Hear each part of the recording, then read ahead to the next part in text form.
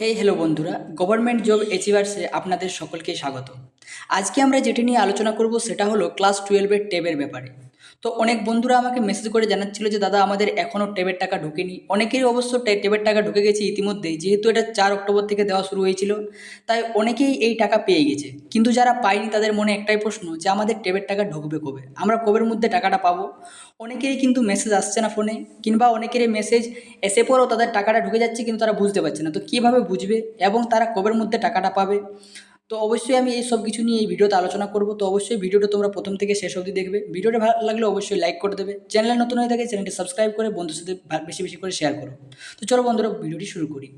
তো বন্ধুরা, এটা শুরু হয়েছিল 4 অক্টোবর থেকে। আপনারা সকলে হয়তো জানেন যে তরুণের স্বপ্ন প্রকল্প অনুযায়ী মুখ্যমন্ত্রী মমতা বন্দ্যোপাধ্যায়ের তরফ থেকে প্রত্যেককেই ট্যাবের 10,000 টাকা করে দেওয়া হয়। তো এই ট্যাবের টাকায় অনেক বন্ধু পেয়ে গেছে।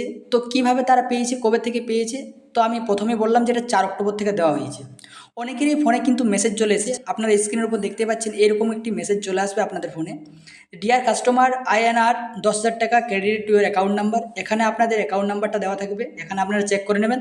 এবং এখানে আপনারা দেখতে পাচ্ছেন 4 অক্টোবর থেকে টাকা ঢোকা শুরু হয়েছে, 4 অক্টোবরের এখানে ডেটও রয়েছে। থ্রু NEFT উইথ UTR, এখানে যে RBI নাম্বারটা রয়েছে সেখানে আপনারা আপনাদের IBR নাম্বারটা এখানে দেখতে পেয়ে যাবেন। এই যে এটা হচ্ছে RBI নাম্বারটা বাই পুরুলিয়া। তো এটা পুরুলিয়া ডিস্ট্রিক্টের জন্য রয়েছে, আপনারা আপনাদের ডিস্ট্রিক্টে চেক করবেন। কিংবা অনেকের হচ্ছে কি যে ব্যাংকের টাকা ঢুকে যাচ্ছে কিন্তু ফোনে মেসেজ আসছে না।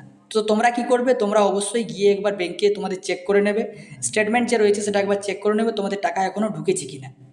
এবং বন্ধুরা বলে দিয়ে রাখি, এটা ব্যাংক অনুযায়ীও ঢুকছে, যে তোমাদের ব্যাংকের ডিপেন্ড করবে যে তোমাদের টাকা কখন ঢুকবে। যেমন স্টেট ব্যাংক যেগুলো রয়েছে, স্টেট ব্যাংক, সেন্ট্রাল ব্যাংক যেগুলো রয়েছে, স্টেট, পাঞ্জাব ব্যাংক, তো এগুলোতে প্রথমে ঢুকছে। বাকি যেগুলো ব্যাংক রয়েছে, আলাহাবাদ, বাকি যে ব্যাংক, সেগুলোতে কিছুদিন পরে ঢুকবে। মানে তোমাদের ট্রেজারিতে আসার পরও তোমাদের এই ট্রানজ্যাকশন হতে কিন্তু 7 দিনের মতো সময় নেই। তো অবশ্যই তোমরা ওয়েট করে যাও, তোমাদের টাকাও কিন্তু ঢুকে যাবে।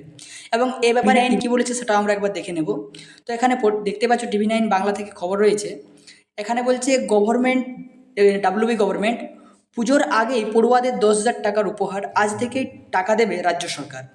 এখানে আপনারা প্রত্যেকেই পড়তে পারছেন যে সেপ্টেম্বর মাসে রাজ্য সরকারের এই ট্যাবের টাকা দেওয়ার কথা ছিল, কিন্তু রাজ্যে বন্যার পরিস্থিতির কারণে সেই সিদ্ধান্ত স্থগিত রাখা হয়েছিল। আজ দ্বিতীয়াতে রাজ্য সরকারের তরফে ঘোষণা করা হলো যে পুজোর আগেই একাদশ দ্বাদশ শ্রেণীর পড়ুয়াদের ট্যাবের টাকা দেওয়া হবে। এর পরবর্তী রয়েছে কলকাতা, দেবীপক্ষ থেকে শুরু হতেই সুখবর, দ্বিতীয়াতেই বড় ঘোষণা রাজ্য সরকারের, দুর্গাপুজোর মধ্যেই মিলবে ট্যাবের টাকা। আজ শুক্রবার থেকেই ট্যাবলেট কেনার একাদশ দ্বাদশ শ্রেণীর পড়ুয়াদের অ্যাকাউন্টে 10,000 টাকা করে ঢুকবে। পরবর্তী রয়েছে নবান্ন তরফে ঘোষণা করা হয়েছে যে দুর্গাপুজোর আগেই পড়ুয়াদের ট্যাবের টাকা দেওয়া হবে। 16 লক্ষ পড়ুয়ার অ্যাকাউন্টে 10,000 করে টাকা দেওয়া হবে। এর জন্য মোট 133,57,90,000 টাকা বরাদ্দ করা হয়েছে বলে জানা গিয়েছে। সেপ্টেম্বর মাসে রাজ্য সরকারের এই ট্যাবের টাকা দেওয়ার কথা ছিল, কিন্তু বন্যার পরিস্থিতির জন্য এটা বন্ধ হয়েছিল।